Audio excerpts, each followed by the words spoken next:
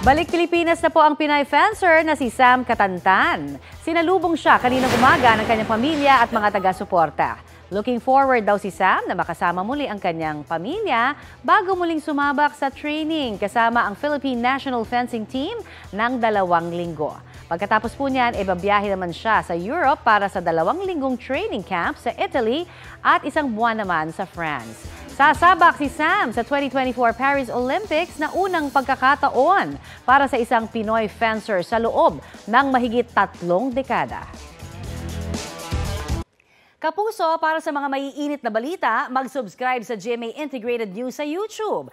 Sa mga kapuso naman abroad, subaybayan nyo kami sa GMA Pinoy TV at sa www.gmanews.tv.